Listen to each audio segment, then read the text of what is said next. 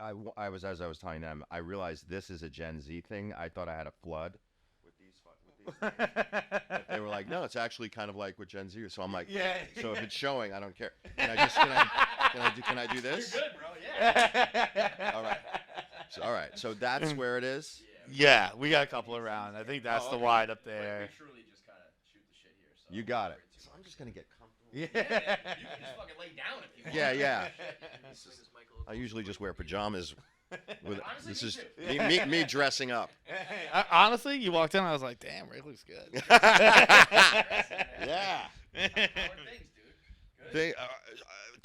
Things are great. It's nice to be home. This is where I'm from. Oh, okay. New York guy? Yeah, Long Island, Where about? Roslyn Heights, Okay. and What are your thoughts on Chaminade? I know Chaminade well. We played them in football. Yeah, do you like Chaminade guys? Chaminade guys. Yeah. I mean, They're the fucking worst. Chaminade. So in high school, a lot of my friends, Irish, Catholic, Italian, blue collar. Yeah. Yeah. Yeah, So exactly. Those are like the those are people. my- And then there's those the are my- Chaminade pricks, who are the exact opposite of that. You know? Right. So from what I remember, if that's what Chaminade, yeah, no, My man. Yeah. no, Yeah. not even close. They get so mad every time I do this. I go like anytime I make fun of Chaminade, I like it goes like viral within the school, and they hate me. And the feeling is mutual. Yeah. So wait, Yeah. where are you? No, I actually all my best friends are from Chaminade. Okay. So I'm like my college roommate, who is like my best friend, went to Chaminade. So I eventually met and came to hang out with all of his friends from Chaminade. So they are like literally like probably like 10 of my best friends. They're are from all Chaminade. truly great people. They really are. All Right. of like the best people in the world I know are from Chaminade, but they always are like busting my balls because I'm kind of like the one dude who's not from Chaminade. So they're always like, "Are you gonna go to the game tonight? Or are you gonna go to like the function? Why aren't you at the Chaminade this, Chaminade that?" So I'm always like, "Fuck Chaminade." But the rest of the people there now don't know that I'm like best friends with people from Chaminade, so they think I'm being serious, which I kind of am because they are my best friends, but they're also like Chaminade pricks. So I I'm get like, it. I get it. I get what's going on. I'm not even from Long Island, but I can understand what's going on there. With, Yeah, you I'm know. trying to figure out who do I have that for. I don't. I mean, I didn't have it in like high school with an arch rival. I had it. I have it now, more like just being a New York sports fan. I have it like with Dallas Cowboy fans. Where do you Like- align? So like, you- fuck Dallas. Are you Yankee Giants? Yeah. So Yeah. I mean, Rangers. Yankees, Giants, Yankee, Rangers. Giants, Rangers. Well, Knicks. fuck you too. Knicks were. Well, Knicks were all united. No, but Knicks, because I grew up. I'm older than you guys by how many years? I'm like 15 years older than you guys. I've got to be at least. I grew up with Bernard King. Yeah. We're talking in the 80s Yeah. when the Knicks took the Celtics to Game 7. That's when the Garden, because people were like, is it like the Knicks like Starks? You know, we're Yeah. talking 90s with Jordan. Yeah, but before that, people Right. don't get. That Garden used to freaking, and I mean, shake. Yeah.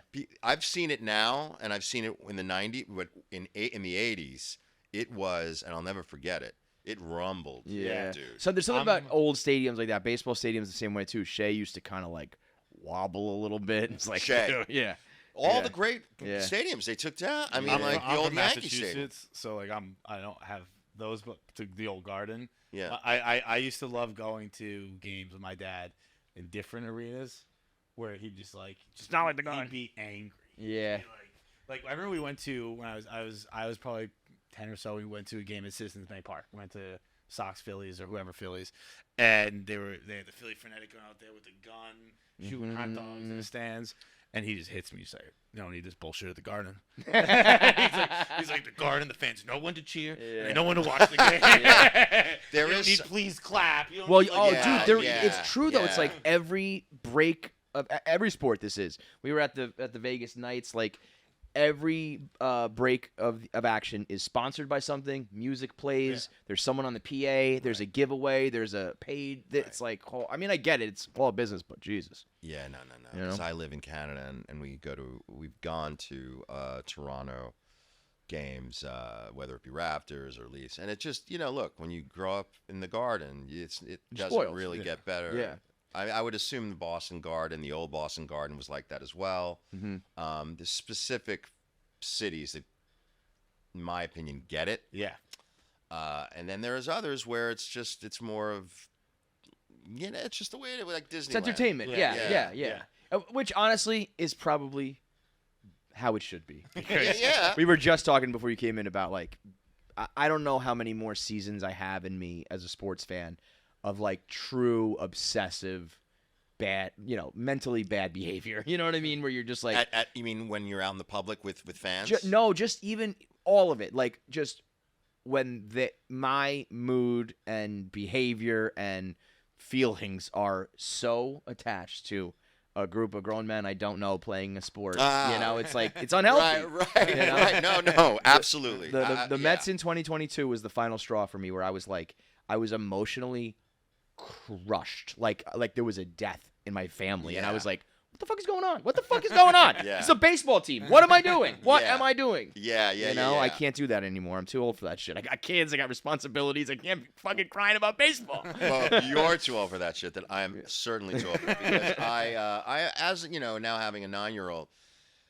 last night at the Super Bowl, even though he's a Giants fan like I am, he did like the Kansas City Chiefs, and he's starting to get like throw down a crayon or whatever he was throwing down. I was like, what's wrong with you? What's going on with you right now?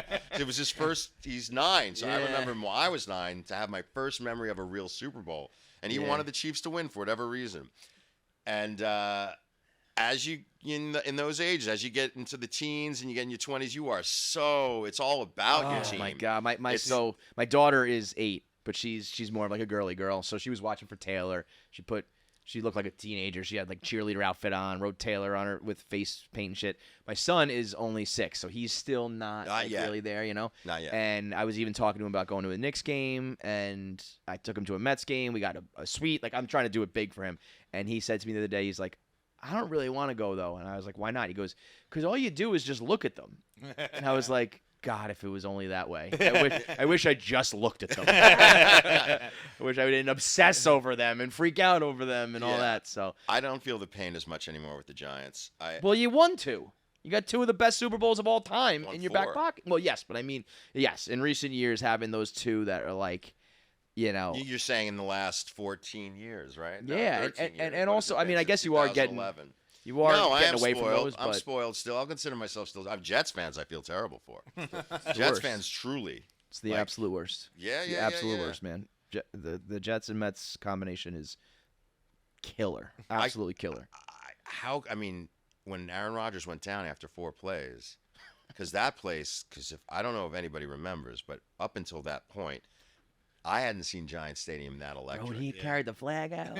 Well, but then during those first 4 whatever it was, it was on fire. It was electric. Crazy. And I was like, damn, this is going to be one hell of a year. Before you could get the sentence out. Man. So wait, what made you move to Toronto? I feel like that's kind of that's where we did the show. Did you do it? Are we on? Yeah, this is it. This is the show. So we faked New York for 9 years. Got it. I realized that. And then you just stayed put. I had stayed during the hiatuses. Because I had lived in LA for 20 years prior, and I just wanted to live in a city that had more dimension than just the entertainment business. Mm-hmm. But didn't want to come back home? Well, LA, so New York is home. Right. LA was sort of felt like somewhat of a home, but like when I got that job, I got rid of the apartment I had in Venice. And I was like, look, we're going to give this, even if this thing lasts 6 months, I'm going to cut ties with this and hope for the best. Moved to Toronto. 6 months ended up being 9 years. And I decided to just stay there. If you could all be so lucky, right? That's crazy. Beyond lucky, dude. Yeah.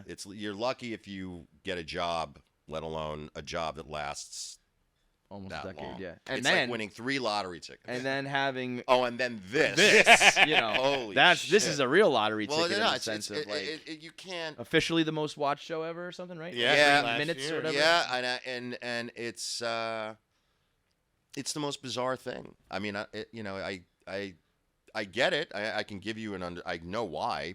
Some people are like, I don't understand why. It's like it's so simple. Well, do you find like now I'm an old school Suits fan. I watched it live. I was there. So The USA head, stand up. You watch it on the USA Network. You're a real one. I remember as my a roommate I lived with. This is Sean. Sean was obsessed with Suits, and I started watching with him. And I think it's interesting now when shows that were on TV get on streaming and then blow up, and people are like, "Man, why don't we make shows like this anymore?" It's like, well, they had writers, and they paid writers. And, they had people and the with talent. paid money. Yeah. Right. It is interesting to see, like, well, yeah, a lot of the shows right now they're not just throwing together See slop. but it's that comment that kind of makes me, because is that the case? I mean, because like Certainly I feels like just that. watched the show. I was just mentioning it to the, and I don't know how many seasons it'll go, but it was called Made. I was on a plane and I heard that it was good. It's for the life of me I forget her name right now, but it's she has no money in an abusive relationship and then has to become a house. MAID, yes. Yeah. And it was really good, but that was recent, and that to me feels like it could have some seasons. Mm-hmm. Is there really nothing right now where the writing is? I feel like every streaming service has a show or two that is. I remember when Maid came out, that was a big one. That because it stars I forget her name, but she's recognized. She's now doing films. Yeah. Right. Yeah. I forget her name. It's not Margaret Qualley. It is. It is Margaret Qualley. Yes, it is. Yes. And Andy McDowell plays her bipolar mom. Yeah, I found it to be interesting. Yeah. I actually haven't seen it, but my mom's watched it and she recommended it to me. So that's like one of that and then obviously there's Stranger Things and. You're talking about the Juggernauts. Yeah. Like the Ozarks. Because Maid was a Stranger Netflix thing. original, I believe. I'm pretty sure. I think that's that. Yeah. Okay. And Yeah.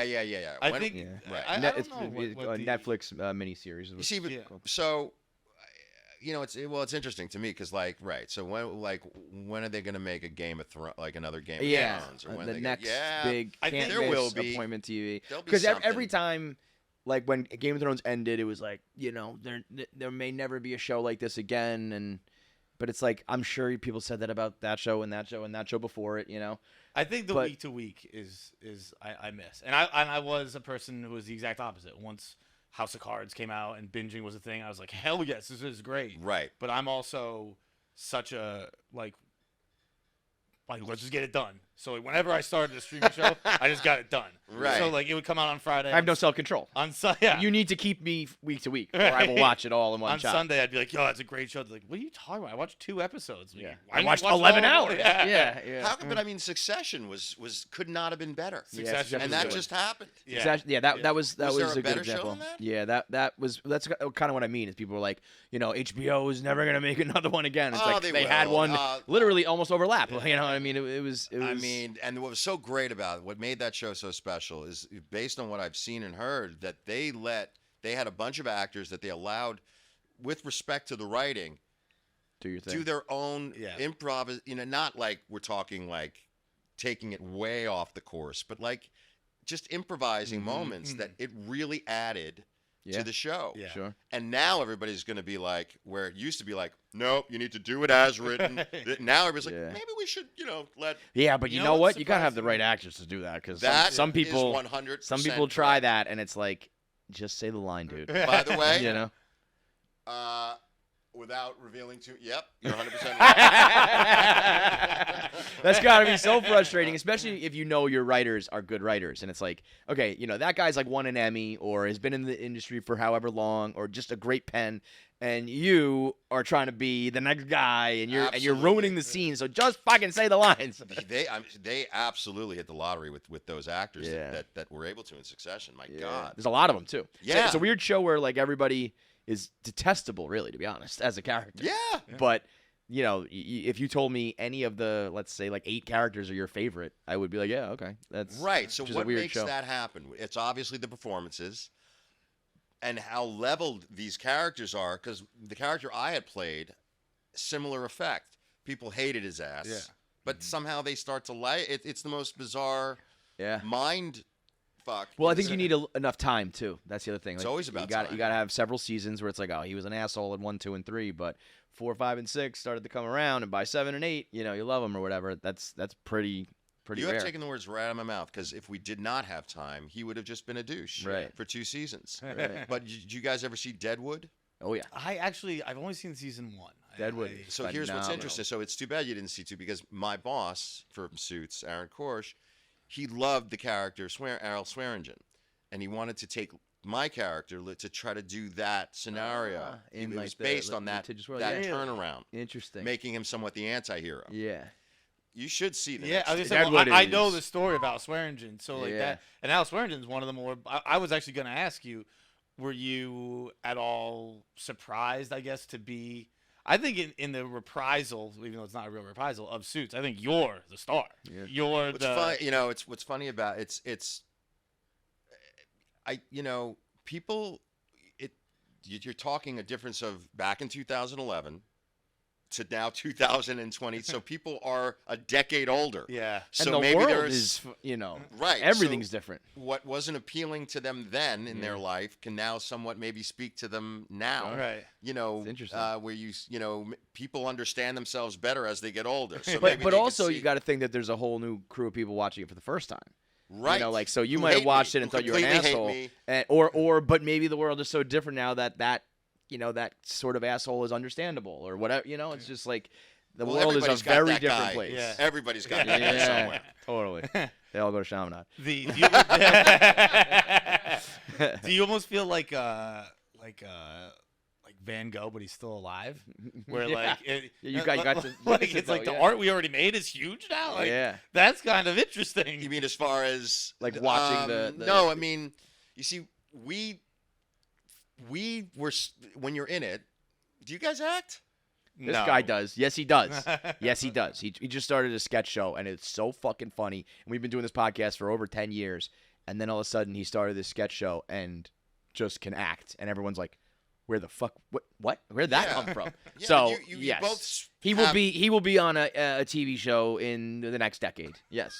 I think he's wrong about that. He's not. I'm not. But I'm having fun doing a sketch show. Yes. Yeah. Well, okay, so when you're doing it, in the midst of it, you're proud of what's going on. You have that peak, as I've said a lot of times. Peak happiness is when you're doing what you love doing with other people that are good as well at what they're doing, and you're sharing, right? Mm-hmm. So while that's happening, we were doing that in those 9 years. Mm-hmm. We had our, fulfillment, gratification. Right.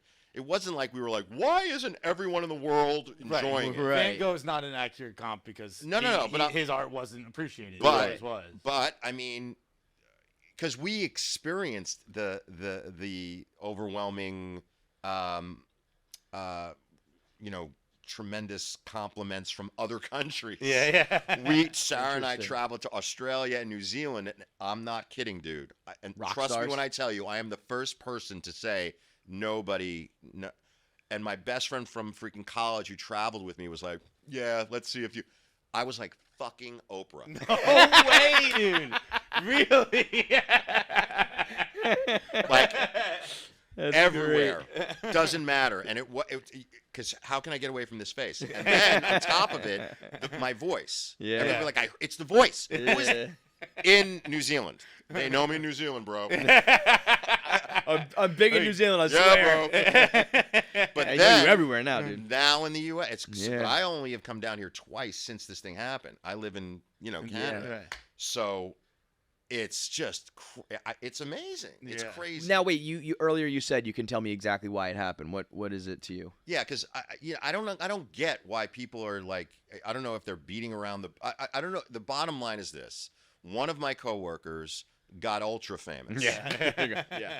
That's it. Okay. I was. That's the recipe for a great show. I was really praying you were going to say that. For a boost. No. She was absolutely a absolute part of why the show was good. But what I'm saying is how it started.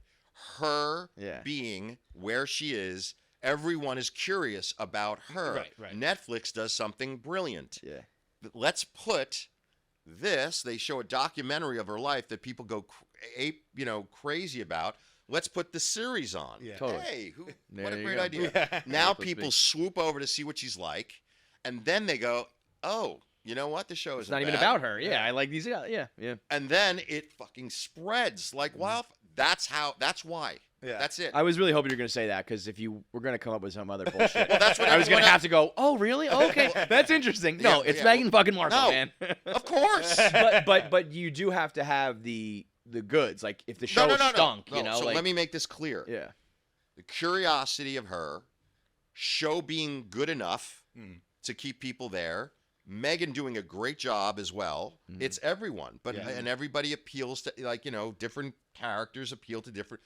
But it was to get the people there. Of course, it was because of the curiosity of her. There's nothing other. Anyone else who says different is full of shit. Right. And there's absolutely nothing wrong with that. Like, no, I don't get what's the cancelable thing to say. No, it makes total sense. But it, like The Office kind of was the first one that had this, and that was that pandemic or pre-pandemic? Yeah, so like that was kind of the catalyst there. It was like we're all watching everything possible, and it kind of caught on again. And this one, you know, there's always like some sort of outside catalyst, but then the show has, you know, is funny, is good. If there's on for a reason. It was always good. Yeah. I had an old someone who had represented me a while back said if this show was on a different, you know, because there's certain only, you know, unfortunately, you know, USA had a specific audience. And it played to a certain audience. There were other people that just never really went to USA. Yes, and that's just the way it is. You know, it's not anything. Is there a reason why did like NBC, CBS, and ABC pass on Suits, or was it always? I don't know. USA, I mean, I don't know that story. I know that my boss had written this show called it was called A Legal Mind. That was what the name of the pilot was. And it was picked up quite quickly, I think. By USA. And then USA, I think, sneaky they have they've always had a few very big hits, but I think they have their ear to the ground where there's a lot of shows on USA that Netflix almost uses, like You was a Netflix show. Yeah. And then Netflix, I'm sorry, You was a USA show. Yeah. And then Netflix bought it. Is that right? Yeah. I didn't know that. Yeah. I think like you're saying, where like people aren't used to going to the channel, so they don't realize it. But if you took a USA show and put it on, we'll shove it. We'll give it the best show on the network. Force it to you. Yeah. It's kind of like how FX was for a while. When like now FX is an appreciated. Boy, FX had a run early on where they took some risks. I have one for you. You might know it, but whenever I mention it to certain to people, they're like, "Oh, I have to check it out." I am telling you now, you were both fucking idiots if you don't check this out. It's called Mr. In Between. I don't know. Actually brings a bell. It's Australian, yes. FX, and then FX picked it up. Please do me the favor. It's only 3 seasons. Yes. Okay. Yeah, with that and ball watch guy. this The star. thing. The star is someone. Cause I remember seeing Scott Ryan. He's a fighter, and it's not anyone you would know. I'm telling you now. Yeah, and he's but I brilliant. remember this show because it kind of came out when FX had like a bunch of bunch in a row that FX were big picked hits. it up for the 2nd and 3rd season. But so here's the deal. The episodes breeze. They're 23, 24 minutes. You finish. Love that. The first season has 6 episodes. The first episode is called The PP Guy. Dude, trust me when I tell you. Yeah, I'm not kidding. I'm gonna watch it. I take recommendations very seriously. Yeah. I'm going to watch the Mr. In Between tonight. And by the way, it'll take you about 3 episodes. First one, you'll be like, all right, what is he talking about? Then when you go into 3rd, 4th, you're like, I'm hooked. All right. Yeah. Second season's better than the first, then 3rd. And it just goes from there. It's crazy. When you were working with Meghan Markle, was she the type of girl? Do you think that would end up being a royal? Like, was that kind of in her blood? Like, or like the way she acted? As far as just very professional and very prepared always, and intelligent, and So yeah. I guess so. I guess the formula takes. I'm sure if you asked her, would anybody ever think they're going to? I mean, would I ever think I was going to work as an actor? Right. Some of these things you just can't foresee. You had a dream about it when you were a kid. But yeah. No. When I mean, it's got to be awesome to have it all. It's like, thank God that Meghan Markle married Harry and this all happened. You know what I mean? Well, like for her, for you, for everyone involved, it's just like this is all fucking. If I had completely on a whim. shown up that day at an audition that I might not have shown up, I would have never been cast in Suits. Right. There was that potential possibility. Yeah, that butterfly happening. effect is, because certain times you're in a mood when you get something, you have to have it done for the next day, and you want to be prepared. And I'm like, fuck that. Yeah, I need more than a day to do 20 pages. Is that what it was? It was like you had to do it all. In this case, there wasn't 20. If it had been, I might have just been like, I can't handle it. I need to. And it was just a matter of, if I hadn't shown up that day on Olympic Boulevard.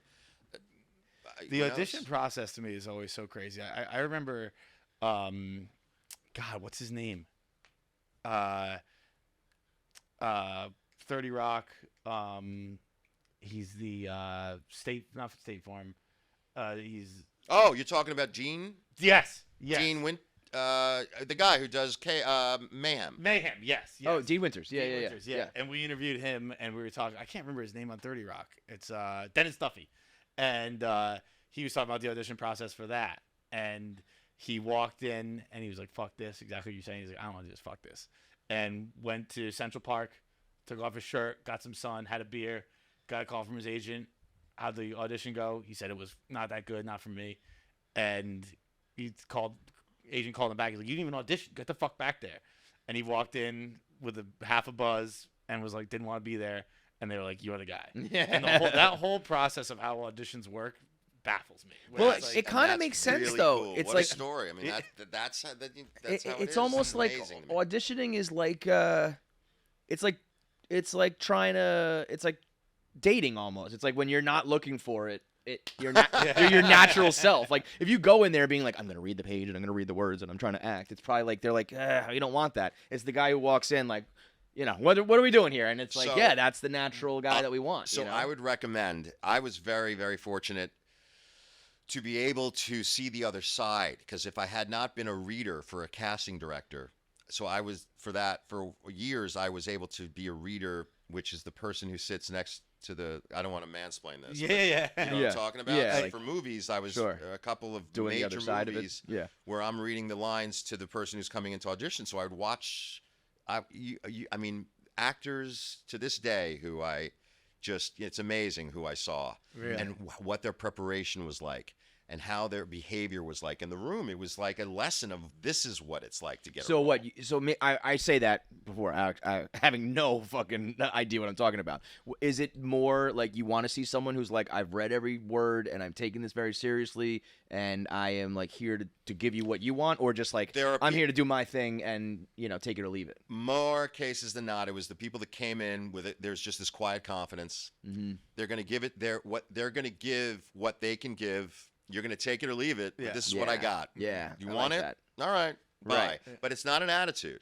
It's just a very nice comment. They come in and they sense out of the room if the director wants to chat with them. If they don't, they're not going to be too chatty. If someone comes in and goes, "Hello, everyone." Yeah. So there's these. You get feelings of desperation from some. Totally. You get feelings of just lack of confidence from others. It's that quiet confidence, and I would see it in whether it be a Jack Black or whether it be, it could be anybody. Mm-hmm. But I'll never forget certain moments with these actors. That's the one.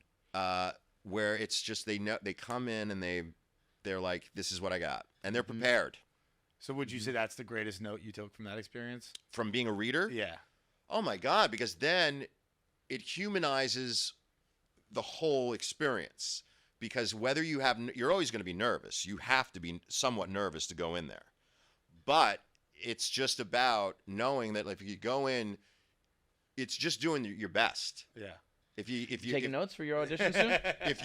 Listen to him. It's just about the preparation. If you're the most prepared, because I used to go in prior to that like a moron, thinking, I was told I was talented by my college professor. I could wing it. Yeah. No, you can't. Not when you're up against the best of the best. Yeah. No, you get thrown so many things to throw you. Mm-hmm. You have to be so prepared. And then once you're that, then you can say, look, at least I gave it my. How many people do you think are actually confident and versus how many people are putting on a front of confidence and on the inside like shaking? A front of confidence. Interesting. Well. Because they are actors, you're talking about actors, right? So if you're talking about the ones that are like working on set, there's a ton of those who have a front of confidence. Mm-hmm. But in auditions, I don't really see. Yeah. Like in that case, you either got it or you don't. Well, the ones that get that far, you don't have those people in there. Right. The fronting confidence, the feigning confidence. Right. Yeah, Interesting. but there's a lot of feigning confidence on sets. Yeah. Yeah, like like I'm the a lot of- guy here. Yeah. yeah, that weird meathead. So who's the worst person you ever worked with? Who would be the most insufferable person? I can tell you this though, I have such a. I mean, not that it matters, but I mean, my memory. I'll never forget the experiences that you have with 2 or 3 of those who it all comes back to them.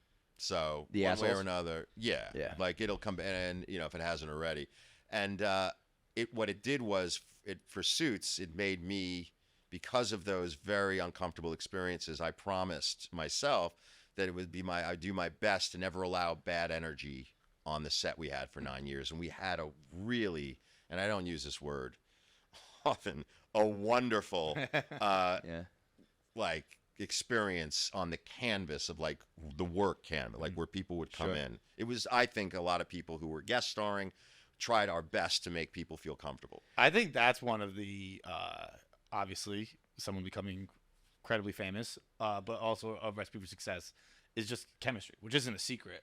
But I feel like everyone we've ever talked to, we've talked about from Parks and Rec, 30 Rock, The Office, They all everyone's actually like, got we along. still have a group chat going on.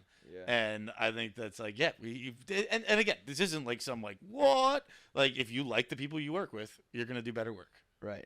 If you like them, if you respect the people you work with, yes. You can just like family. You can never do. You can't always have because everybody's personalities are different. So if you're going in thinking it always has to be the way you want it, you're screwed. Mm-hmm. You have to really be able to compromise certain things that you would not necessarily do because everybody's different. Everybody's got, so as long as you are affable and understand that people are different than you, it's self-awareness. Which is crazy. People don't. The number understand one, that. bro. It's the number one thing in life is have that self-awareness of what you are, what you aren't. Like, what's the vibe? And what's the mood? And in a bigger, I don't know why I want to say, John, obviously, Jon Stewart, he was asked when he left The Daily Show, whenever it was, how he thinks the world would be. And I always followed, I just think this is really brilliant. How the world would be better, for some reason, that question was asked to him. And he said that if everybody had just like how everybody has to go through elementary school, if everybody graduated for just 2 years of public service, waiting tables or busboying, there'd be so much less douchebaggery in the world. It's the self-awareness that would make things so much more, harmonious. Yeah. Like, because that also plays into the entitlement in the entertainment business. Right.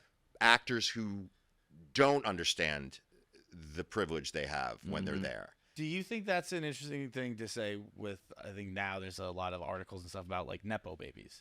Do you find that to be a weird thing? Like, I don't when understand I read those, I'm like, well, I think it's kind No. of makes sense that someone's children work in the industry. Is that a crazy really thing? simple. If somebody who talks about this and feels very strongly about it ended up based on their strong, opinion somehow becomes viral, they become somewhat famous, and then they have an opportunity that they take, Yeah. and then they have a child. Yeah, they're gonna do that shit too. Right. Shut the fuck up. I feel like in crazy. every other industry, and nepotism is always a bad word, but like you walk by like a plumber and like it's like Rick Plumber and and Sons. Sons. Yeah, Like, yeah. Like, I don't That's know how it works. It's not Yo, to me. It's not how about crazy this? that How about someone's this? kid would want to Isn't do that what they so did. funny? Everybody's an It's- armchair quarterback at a very young age these days. It's Yeah. amazing. When you think about it, though, in like sports and mostly entertainment, it's nepotism and nepo baby, and then in every other industry, it's family business. Yeah. Right? If you're a pizza joint, oh, it's a great family spot. It's been a family business for 100 years. That's fucking nepotism. If I had focused on that while I was struggling as an actor, I'd waited tables for almost a decade in L.A. at Jerry's Famous Deli. I was fired from 18 jobs. I couldn't deal. I knew no one. I literally and I wasn't a networker, and I wasn't going to I always just was told to believe in the work. And people would say, with your face, you have a face for radio. So no given things. But I somehow got so lucky to work. And yet, I don't understand the nepo. If I concentrated on that too much, I never would have been able to. It's if you don't have confidence in yourself and your abilities, and in anything, whether it's nepotism or somebody gets lucky, somebody goes viral, we see it a lot in our industry. Where it's like we've been doing this for like 15 years, and someone who puts out a funny video that gets 100 million views, all of a sudden they're selling out shows and doing this and that, and it's like you can let that bother you and eat at you, or you could just be like, that's the way for some people, and other people have this path and that path, and get the fuck over it. Good for you, and like, let's see where you are in 3 years. Let's see Right, if you're still right, here. yes. If you're looking yeah, over yeah, yeah. someone else's lane, right, eventually, like you said, it comes back around in one way or the other. it you just know? does. It might take a long time. You're right. Like, can you wait it out 4 or 5 years? But we'll still be here. Will they? And if they are, then they earned it. Yeah, And then they were given a good shot, but they earned it to be there 5 years later. So Yep. what's the difference? Did you guys have a moment when was there like a pinpoint moment of this Suits thing is going like reviral, like texting with your coworkers or something, being like, "Hey, have you seen like what's going on Netflix?" Like, No, I was out of that, like, because like I said, I'm in Canada, and I had a high school friend who I hadn't spoken to in a while tell me, this is you realize what's happening Something's going down on. here. Right. Yeah, all of my friends. So a were friend like, told you? 'cause Yeah. she was an OG, Okay. and so she was like upset in the sense of like, well, now you're telling me? Yeah. No. Yeah. So she would Yeah. tell me, she's like, can you believe this? I'm like, can believe what? And then she would fill me in like, I'm telling you, it's blowing up. I'm like, get out of here. Like, how? And then I realized, so there wasn't really, there wasn't any of that, a chain. And and as far as the chain with the Golden Globes, I was in South Africa, I was doing a film, so I couldn't go. They had asked me to go.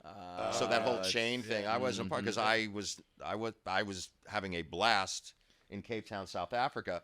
But there was a part of me that was a little, I wish I could have had that experience to have experienced what the Golden Globes, because Sarah had immediately called me, who plays Donna, of the people that had come up to her that she could never believe were fans of the show. Sure, yeah. And as I told the other podcast, this is an interesting one because it's Larry David. No, but it wasn't at the Golden Globes. That's she was like just the at a barbecue. goat, though. That's she was at a So she was at a barbecue. Sarah was at a barbecue, in L.A. And she had a friend of hers who, not anybody who represents her, but it was a lawyer friend, just come to a barbecue, and he goes, "I have somebody who wants to meet you." Doesn't tell her, brings her around. So she. You got to tell me. I got to be prepared for that. You can't sandbag me with that. Holy shit. Comes around, and she sees at a table, and she goes, "Wait a minute." And then it's Larry David. And then the lawyer friend goes, "Larry, look who it is." And he goes, "Oh, it's you!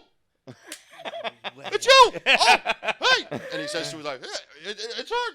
We love your show. I think you watch your show." Holy shit. But she called me to tell me that she somehow, and she's having this out-of-body experience going, what is going on right now? And then somehow he mentioned something, and he goes, "Oh, that's so funny." Because she goes, because Rick, who plays Lewis, he goes, "What? I love that guy." And that's all I needed to hear. I was going to say, secondhand, that's Done. fine. Yeah. Dead. Good. Yeah. That is amazing, man. 'Cause Larry David He's the is one. so weirdly in like the world where like a 75-year-old, whatever age he is, Jewish man is kind of like the embodiment of counterculture a little Yeah, bit. Where, he's like the coolest like guy, he yeah. doesn't like the things that are cool. I was Yeah. surprised he loves Suits, where I think he'd like everyone would talk about it and be like, fuck that thing, who cares? Right. But he is No, but that's kind of a testament to Suits, I think. Yeah. That it's like, it's not that at Yeah, all, I mean, in the sense that this is the guy who created Seinfeld. Yeah. And then, on top of Seinfeld, then he does his own thing that is just as popular as Seinfeld. I mean, that's, That is that's as good as it gets, man. That's a rare air. So, Oh. It's kinda- absolutely incredible, dude. yeah. It really is. And now we've been pretty Suits heavy. I do have to ask you about another film you're in. Well, not a film. Well, this is a film. That's not a film. Battleship. Yeah, nice. Thank you for asking. And let's put this to bed. I was never in it. You weren't in it? No. Dude. There was a sergeant with my name. I thought so. All right, good. IMDb still hasn't corrected it. Okay. Now I get to feel both like an asshole and You're relief not. You're not. because I love Battleship. And I looked at and when you came up on your cast on your IMDb, I was like, I don't remember I Battleship. still, when I was told it's still there, I'm like, why is it still there? I don't even think I can remove it. Like, I don't even know. Get that thing off. Okay, I felt like a poser Battleship fan. No, there was I a don't Sergeant Rick Hoffman somehow. I'm not kidding. Was that you and Rihanna? She was in that, right? That's fucking Battleship is I was funny. looking at it man. the other day once we got the interview, and I was like, man, I don't remember because I love Battleship. Yeah. And I was like, I'm gonna have to fake remembering him, but it is a movie I genuinely love. Please get it out of your head. I've never seen it.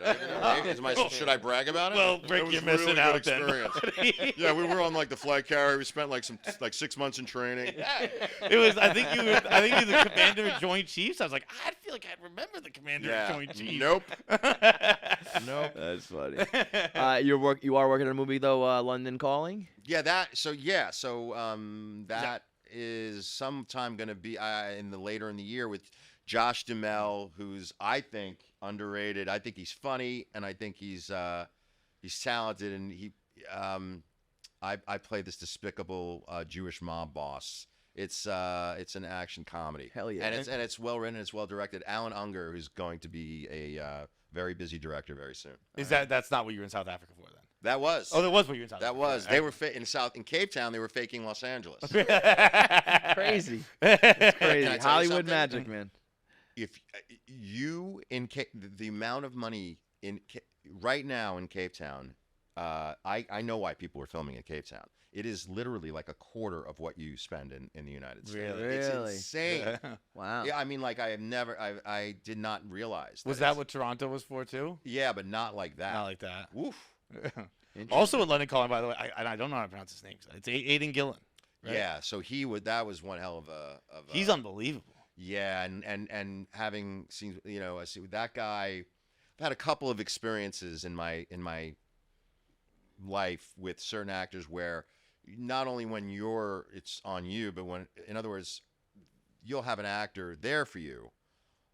You have to be on your game no matter what during the entire experience, even if it's off of you. Really? So and you always want to be there as just giving the performance as much on their side as the other. Mm-hmm. With him, with like a Donald Sutherland, like we're talking like, these real, there are people that demand it, like you just don't fuck around. Yeah. And like it with him, Brings the best out. it was incredibly exciting and intense to be like in those scenes with him. Like he is just. I feel like everything I've seen him in with, obviously Thrones. He Peaky came on late seasons. And there's one other movie he was in recently, but he is very Top much notch. He's been in a lot of things that we don't even realize. Yeah. When he was riffing off like stories, I was like, oh shit, that's right, that was you. Yeah, he's been around.